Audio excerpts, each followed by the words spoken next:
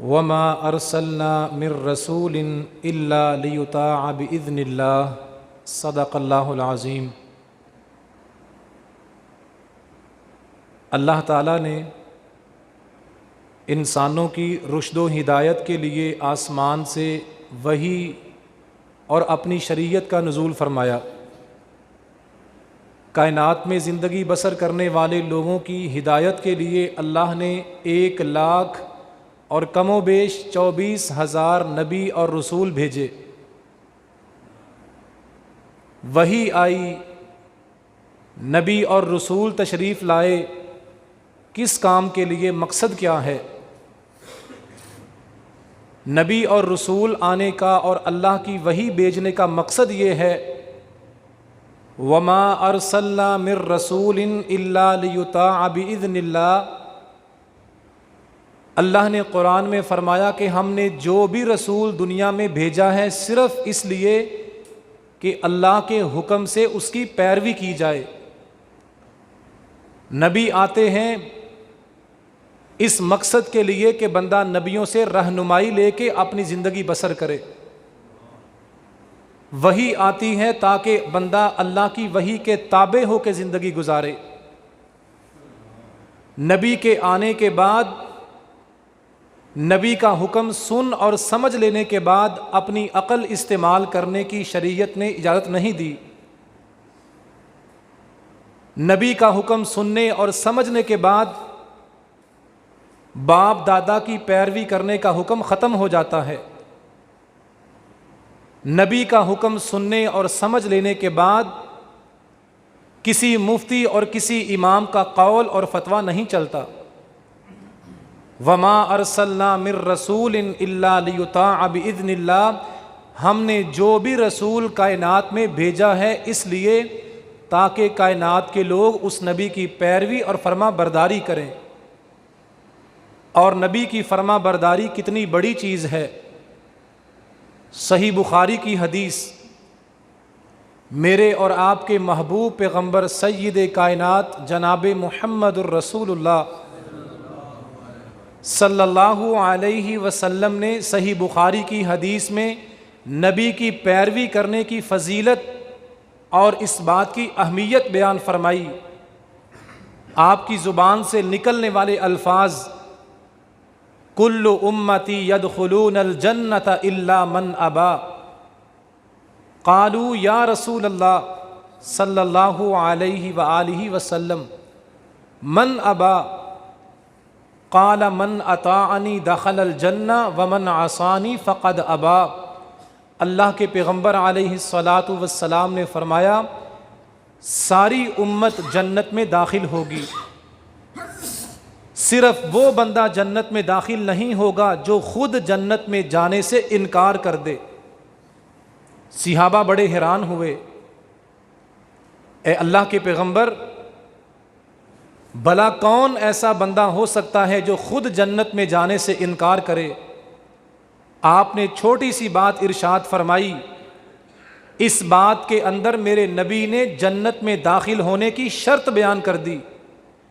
فرمایا، میرے صحابہ، من اطاعنی دخل الجنہ، جس امتی نے میرے حکم کی پابندی اور پیروی کی جنت میں وہ جائے گا، اور جس نے میری پیروی نہیں کی، میری بات کو نہیں مانا، وہ بندہ ایسے ہے جیسے اس نے جنت میں جانے سے انکار کر دیا۔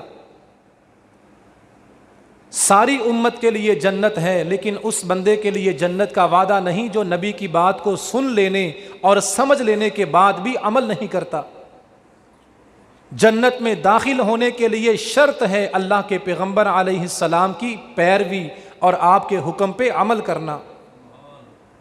ہم نے نبی کے نام پہ جشن تو منا لیے، ہم نے بازار تو سجا دیے، اور اس کو عین عبادت اور اسلام کا سب سے بڑا رکن سمجھ لیا، لیکن حقیقت یہ ہے مسلمانوں کی اکثریت نبی کا حکم سمجھنے کے بعد اپنی خواہش کی پیروی کرنے والے ہیں۔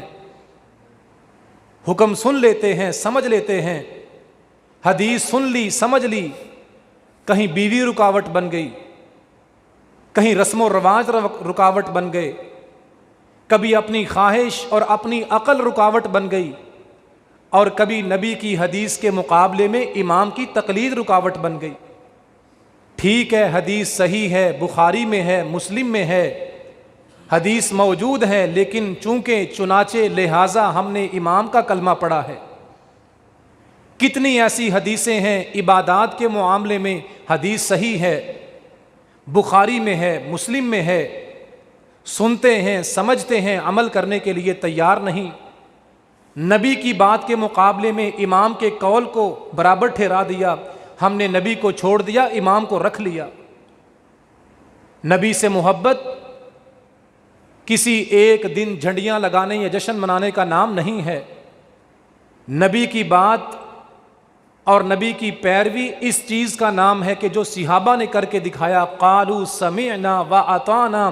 ادھر نبی حدیث زبان سے بیان کرتے ہیں اور وہاں صحابہ کرام عمل کرنے کے لیے تیار کھڑے ہوتے ہیں۔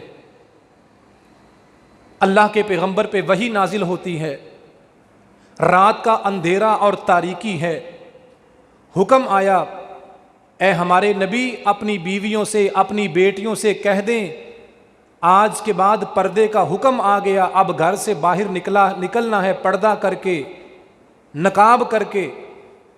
رات کو حکم آیا، نبی کی صحابیات نے کیا کام کیا؟ رات کے اندھیرے میں دیے جلا کے فجر کی اذان سے پہلے پہلے چادریں تیار کر لیں کہ صبح باہر نکلیں تو نبی کے حکم پہ عمل کرتے ہوئے، کوئی تاخیر نہیں، کوئی دیر نہیں، کوئی بہانہ، کوئی عذر نہیں۔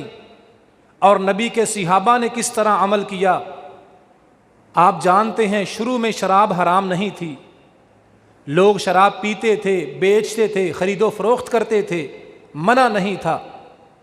پھر حکم آیا، آہستہ آہستہ شراب کو حرام کر دیا گیا۔ صحابہ کرام نے شراب تیار کی تھی، مٹکے اور برتن شراب کے بھرے ہوئے، کاروبار کرتے تھے۔ وہی آ گئی کہ آج کے بعد شراب کو پینا بھی حرام اور شراب کو لینا اور دینا بھی حرام۔ صحابہ کرام نے یہ نہیں کہا کہ جو ابھی بنائی ہے وہ بیچ لیں، آئندہ نہیں بنائیں گے۔ فرمایا حکم آ گیا، شراب کے مٹکے اور برتن توڑ دیے، شراب کو مدینے کی گلیوں میں بہا دیا۔ کوئی دیر نہیں، کوئی عذر نہیں، کوئی بہانہ نہیں، حکم آ گیا ہے، اب نہ شراب لینی ہے، نہ دینی ہے، نہ پینی ہے۔ ادھر حدیث ہوتی، ادھر صحابہ عمل کرنے کے لیے تیار کھڑے ہوتے۔ میں نے اور آپ نے جائزہ یہ لینا ہے، ہم حدیث سنتے ہیں، سمجھتے ہیں، عمل کرنے کی کتنی کوشش کرتے ہیں؟